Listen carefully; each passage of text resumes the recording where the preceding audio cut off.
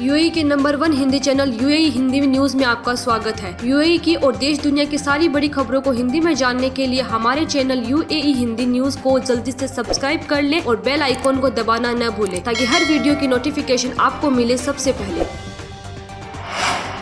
Dubai में affair के शक में पत्नी की चाकू मारकर हत्या करने वाले भारतीय को उम्र कैद की सजा। बेवफाई के शक में अपनी पत्नी की चाकू मारकर हत्या करने के मामले में एक भारतीय व्यक्ति को आजीवन कारावास की सजा सुनाई गई है। मीडिया में रविवार को आई खबर में यह कहा गया है कि खबर के मुताबिक पिछले साल 9 सितंबर को योगेश CS ने अपनी पत्नी विद्या चंद्रन की उसके दफ्तर के पार्किंग क्षेत्र में दिन दहाड़े चाकू मारकर हत्या कर दी थी। इस मामले की अदालत में सुनवाई चल रही थी। गल्फ न्यूज की खबर के अनुसार केरल से ताल्लुक रखने वाली विद्या उस रात ओणम मनाने के लिए बच्चों के साथ भारत रवाना होने वाली थी। समाचार पत्र के मुताबिक विद्या के परिवार का आरोप है कि उसका पति कई साल से उसे प्रताड़ित कर रहा था। योगेश ने पुलिस को बताया कि उसे शक था कि उसकी पत्नी किसी और व्यक्ति के साथ प्रेम संबंध है।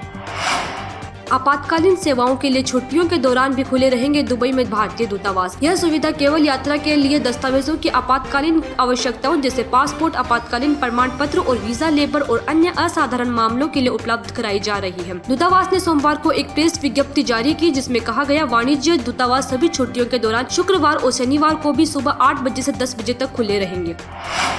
दुबई में जल्द ही पूरी तरह से डिजिटल वाहन लाइसेंसिंग सेवा चालू होगी। सड़क और परिवहन प्राधिकरण के निदेशक मूसा अल रॉयसी ने पूरी तरह से डिजिटल वाहन लाइसेंसिंग की घोषणा करते हुए कहा कि डिजिटल तकनीकों के जरिए ग्राहकों का समय बचेगा। अधिकारी ने कहा कि वाहनों का तकनीकी परीक्षण जारी रहेगा।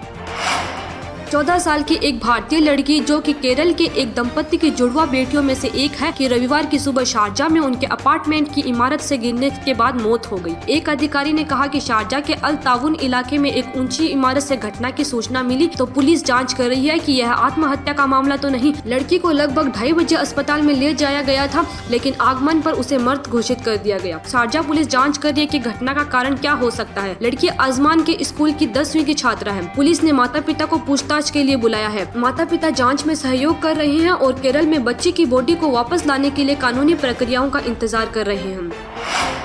यूएई में फंसे हुए 40 भारतीय कामगारों शारजाह से इंडिया के लिए उड़ान भरी। उनके टिकट्स का खर्चा सामाजिक कार्यकर्ताओं द्वारा उठाया गया। ये लोग तेलंगाना राज्य के तेलुगु भाषी उन 285 लोगों में से थे जिनकी जॉब इस साल चली गई थी और वो औद्योगिक क्षेत्र 3 के एक निर्माण स्थल पर महीनों से रह रहे थे। तेलंगाना प्रदेश कांग्रेस कमेटी के दुबई के अनिवासी भारतीय प्रकोष्ठ के संयोजक SV रेड्डी ने अधिकांश हवाई टिकटों की व्यवस्था की। जब कार्यकर्ता फंसे हुए थे तो वे एक निर्माणाधीन इमारत में किसी न किसी तरह से रह रहे थे क्योंकि उनके पास जाने के लिए कहीं और जगह नहीं थी। रेड्डी ने कहा कि अब तक 137 श्रमिकों के घर पहुंच चुके हैं जबकि 126 यहीं पर है। इसके अलावा यूएई में 2 अलग अलग कंपनियों में नई नौकरियों के लिए उनमें से लगभग 32 को नौकरी देने का प्रयास चल रहा है। राफेल लड़ाकू विमानों की पहली खेप के रूप में 5 विमान सोमवार को फ्रांस से भारत के लिए रवाना हो गए हैं। ये 5 विमान ने सोमवार की यात्रा पूरी कर यूएई के अल दफा एयरबेस की लैंडिंग की है। राफेल को फ्रांस से यूएई पहुंचने में 7 घंटों का वक्त लगा। ये विमान अल दफा एयरबेस से उड़ान भरेंगे तो सीधे भारत ही पहुंचेंगे। फ्रांस के बंदरगाह शहर बोर्डोस्क में वायुसेना अड्डे से रवाना हुए ये विमान लगभग 7000 किलोमीटर का सफर तय करके बुधवार को अम्बाला वायुसेना अड्डे पर पहुंचेंगे। वायुसेना के बेड़े में राफेल के शामिल होने से उसकी युद्ध क्षमता में महत्वपूर्ण वृद्धि होने की उम्मीद है। भारत को यह लड़ाकू विमान ऐसे समय में मिल रहे हैं जब उसकी पूर्वी लद्दाख में सीमा के मुद्दे पर चीन के साथ गतिरोध चल रहा है और 2021 के आखिर तक 36 राफेल की आपूर्ति हो जाएगी। यूएई की ऐसी ही बड़ी खबरों को हिंदी में जानने के लिए आप इस चैनल को सब्सक्राइब करना न भूलें। कमेंट सेक्शन में अपनी राय जरूर दें। धन्यवाद।